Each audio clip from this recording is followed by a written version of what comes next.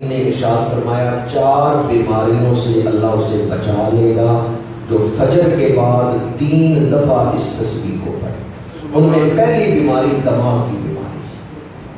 اب دماغ کی جتنی بیماریاں ہیں اللہ تعالیٰ اس وظیفے کی برکت سے شفا عطا فرمائے، اور ان میں ایک بیماری یہ بھی ہے کہ بچہ صحیح طرح چیزوں کو پک نہیں کرتا، یاداشت ٹھیک نہیں، سبق صحیح یاد نہیں کرتا، یا کوئی بڑا بھی ہو کہ میری یاداشت نہیں کام کرتی، میں چیزیں بھول جاتا ہوں۔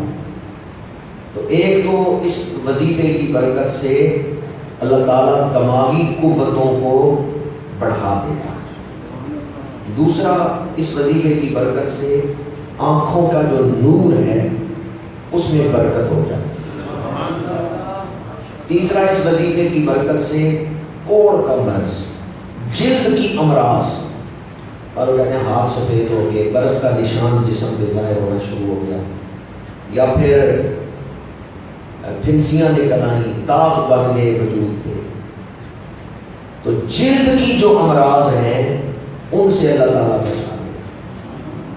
کتنی بیماریاں بیان کرتی؟ ماشاء اللہ غور سے سن رہے۔ اور چوتھی بیماری وہ ہے کمزوری، اعصابی تناؤ، تھک جانا۔ بعض لوگ کہتے ہیں بس میں تو اب تھک گیا، اب نہیں میں زندگی کا بوجھ اٹھا سکتا، اب نہیں میں اتنی محنت کر سکتا۔ فالج، ایسی بیماریاں جن سے اعصاب ٹوٹتے ہیں۔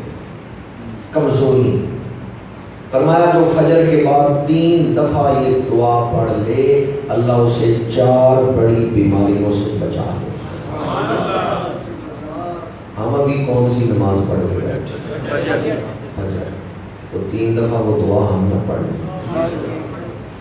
بسم اللہ الرحمن الرحیم، سبحان اللہ العظیم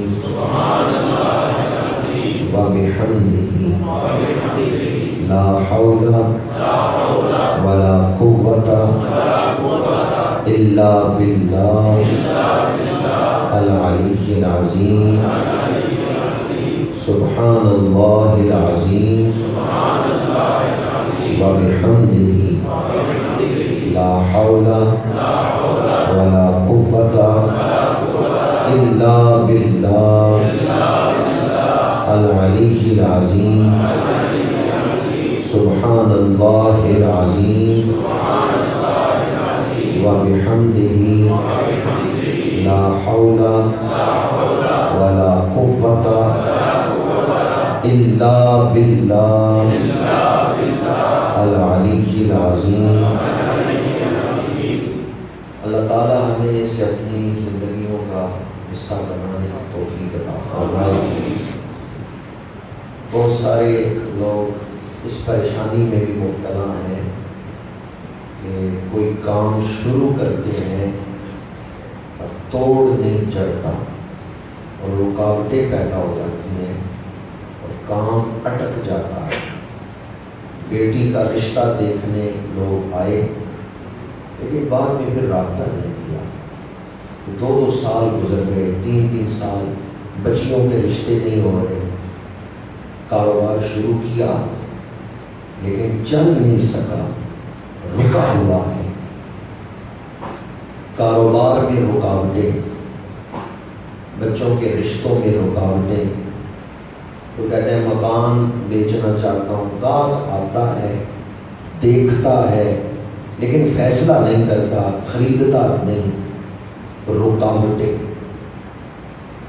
تو ادھورے کام، رکے ہوئے کام، اٹکے ہوئے کام، ان کے لیے حضور نے ایک وظیفہ بتایا کہ جو آدمی صبح و شام 7 دفعہ اس تسبیح کو پڑھے گا اللہ تعالیٰ اس کے ادھورے کام پورے فرما دے گا۔ آسمان و زمین سے اس پر برکتوں کے دروازے کھول دیے، اور وہ حیران ہوگا کہ یہ کام تو اتنے عرصے سے رکا ہوا تھا، اتنی جلدی اللہ نے آسانی عطا فرمائی۔ تو رکے ہوئے ادھورے کاموں کے لیے، اٹکے ہوئے کاموں کے لیے حدیث پاک میں ایک تسبیح ہے، اگرچہ بنیادی طور پہ تو قرآن مجید سے اس کا تعلق ہے، لیکن فضیلت اس کی حدیث میں ہے، اس لیے میں حدیث کی روشنی میں اسے بیان کر رہا ہوں۔ جو آدمی صبح و شام 7 دفعہ یہ الفاظ پڑھے، حسبی اللہ لا الہ الا هو علیہ توکلت وہو رب العرش العظیم، جو 7 دفعہ صبح شام یہ تسبیح پڑھے، اللہ تعالیٰ دست غیب سے اس کی مدد فرمائے۔ بعض لوگوں کو وہم ہو جاتا ہے کہ فلاں نے جادو کیا، یا پھر حقیقت بھی ہو سکتی ہے جادو کیا ہو، جس جادو کے اثرات سے نوست ہو۔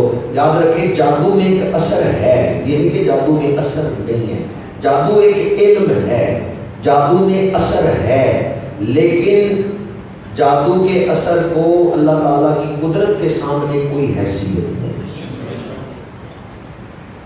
اللہ تعالیٰ کی مدد اور رحمت شامل حال ہو تو بعض اوقات دشمن گر جاتا ہے، اس کی سوچ بہت پست ہو جاتی ہے، اور دشمن سفلی عملیات کے ذریعے اپنے حسد کو پورا کرنا چاہتا ہے اور آپ کو پریشان کرتا ہے۔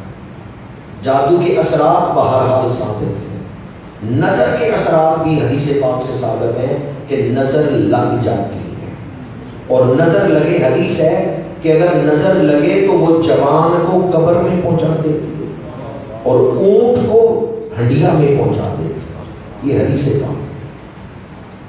تو میں آپ کی خدمت میں یہ عرض کر رہا تھا کہ جو آدمی صبح و شام 7 دفعہ یہ تسبیح پڑھے گا، اللہ تعالیٰ اسے اپنی حفاظت عطا فرمائے گا، اور وہ جو اثرات ہیں جن کی وجہ سے پریشانیاں ہیں، اللہ تعالیٰ ان سے اسے بچا لے گا۔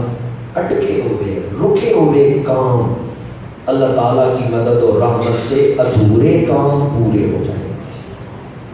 تسبیح کو صبح و شام کتنی دفعہ پڑھنی ہے؟ 7 دفعہ۔ ایک دفعہ ہم یہاں اس وقت پڑھ لیتے ہیں تاکہ اس تسبیح کے الفاظ آپ تک پہنچے۔ بسم اللہ الرحمن الرحیم، حسبی اللہ لا الہ الا ہو علیہ توکلت وہو رب العرش العظیم۔ جو آدمی صبح و شام 7 دفعہ اسے پڑھے، اللہ تعالیٰ کی خاص مدد اور رحمت اس کے شامل ہوگا۔ آج روزہ کون سا رکھ کے بیٹھے؟ 11واں روزہ، اور جو رات آ رہی ہے یہ کون سی رات ہے؟ 12ویں رات۔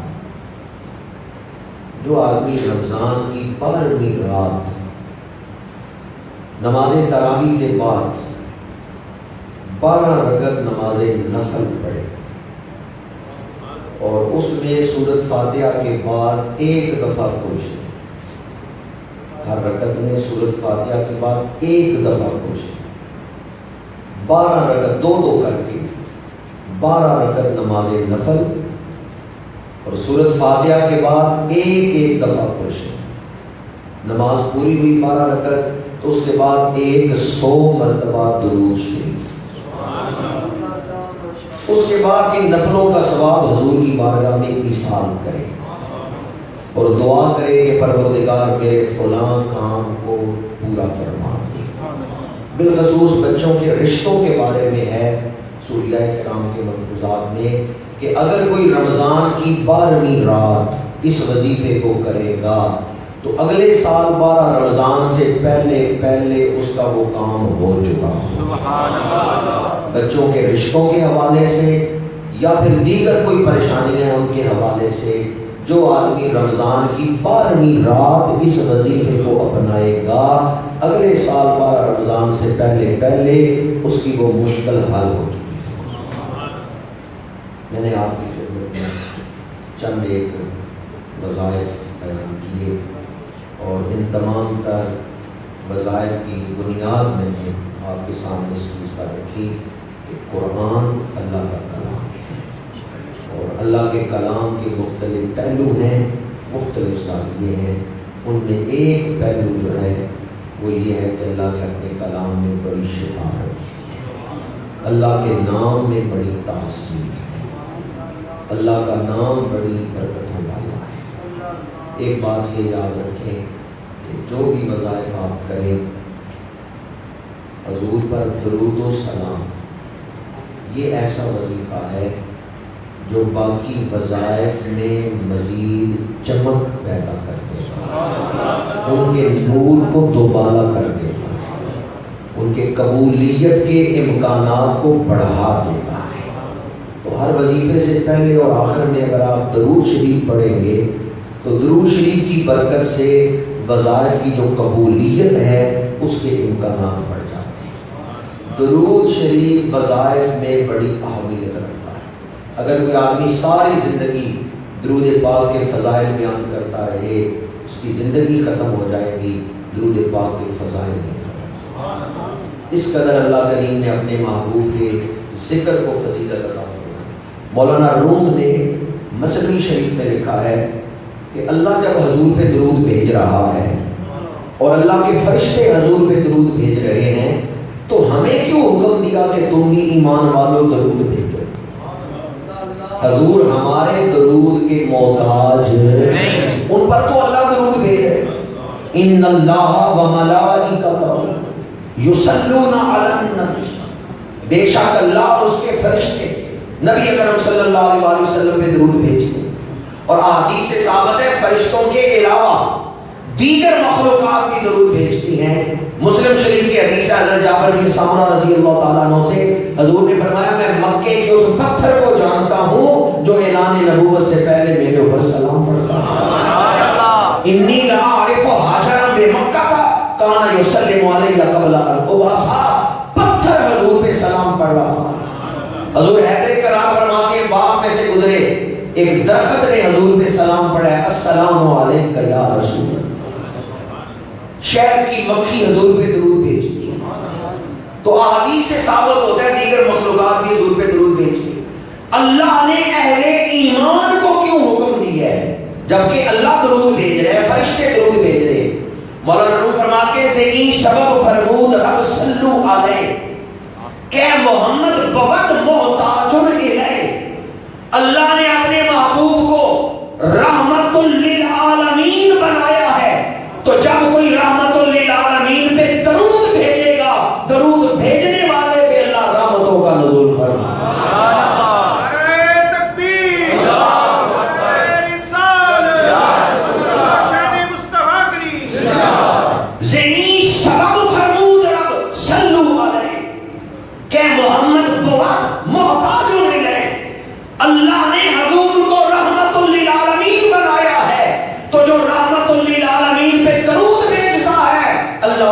رحمتوں کا نزول فرماتا ہے۔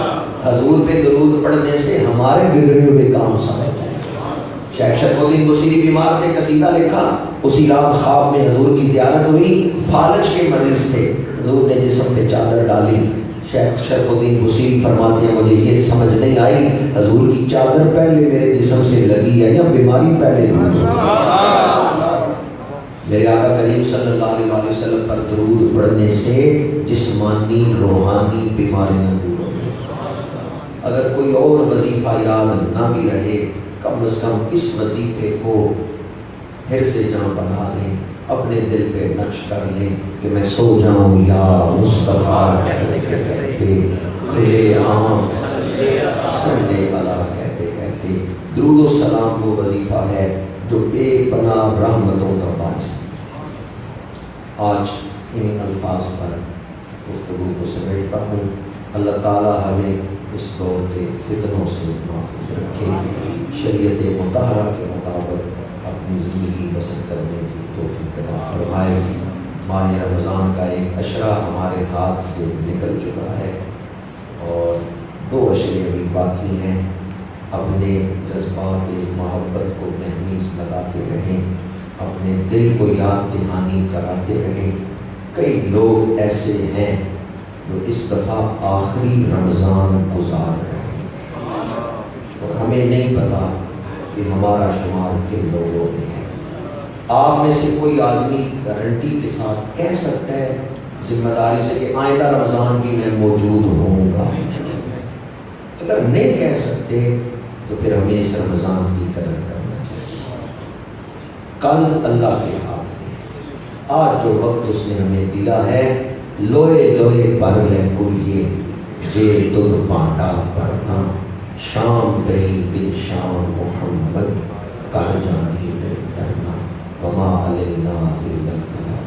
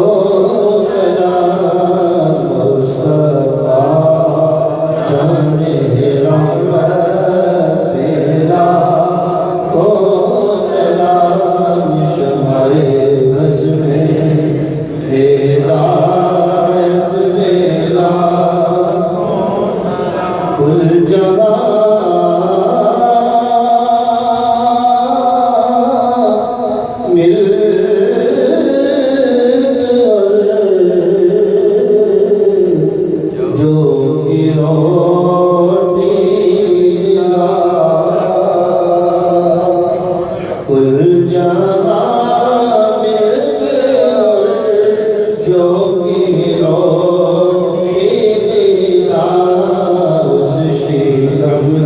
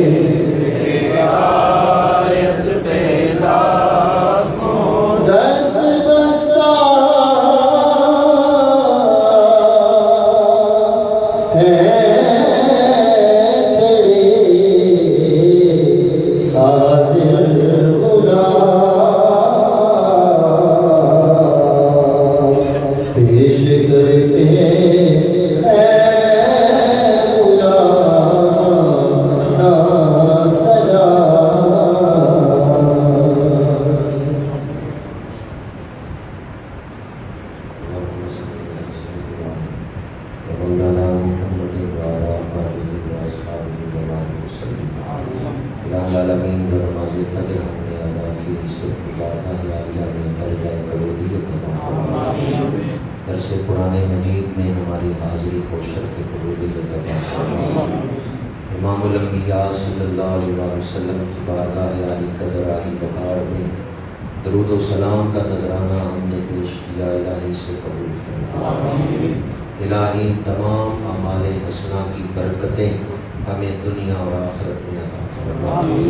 جن لوگوں نے اپنے دن کا آغاز نماز فجر پڑھ کے درس قرآن سن کے اور حضور کی بارگاہ میں درود و سلام پڑھ کے کیا ہے، یا اللہ سارا دن ان پہ اپنی رحمتوں کا نزول فرما. جس طرف قدم اٹھائیں کامیابی عطا فرما، اپنی حفاظت عطا فرما، اپنی رحمتیں ساتھ فرما. الہی جو روزے ہم نے رکھے وہ قبول فرما. جو دن باقی ہیں ہمیں عبادت کی توفیق عطا فرما. الہی مغفرت کا عشرہ شروع ہو چکا ہے، ہمیں اس عشرے کی بخششیں نصیب فرما. جو مغفرتیں نازل ہوں الہی ہمیں نصیب فرما. ہمارے صغیرہ کبیرہ گناہ معاف فرما، دانستہ غیر دانستہ گناہ معاف فرما. ہم تیری نعمتیں کھا کے تیرے دشمن کا حکم مانتے رہے، ہم شیطان کے کہنے پہ چلتے رہے، ہم غافل بندے، ہم نفس کی خواہشات کے پجاری رہے. یا اللہ آج تیرے دربار میں حاضر ہیں، مسجد کا پاکیزہ ماحول ہے، رمضان شریف کا ماہ مبارک ہے، درس قرآن کا وسیلہ لے کر تیرے دربار میں حاضر ہیں. یا اللہ ان ساری نسبتوں کا واسطہ ہمارے پچھلے سارے گناہ معاف فرما. ہمارے تمام گناہوں پہ کلمے عفو پھیر دے. تیرے محبوب کا فرمان ہے اللہ کو معاف کرنا بڑا پسند ہے. اللہم انک عفو تحب العفو فاعف عنی یا غفور یا غفور یا غفور. اللہم انی ظلمت نفسی ظلما کثیرا فلا یغفر الذنوب الا انت فاغفر لی مغفرۃ من عندک وارحمنی انک انت الغفور. اللہم استرنا فوق الارض وتحت الارض ویوم الارض الیک. اللہم اغفر لنا قبل الموت. الہی موت سے پہلے ہمیں بخشش عطا فرما. الہی تمام حاضرین کی مشکلیں آسان فرما، پریشانیاں دور فرما، جائز دلی حاجتیں پوری فرما.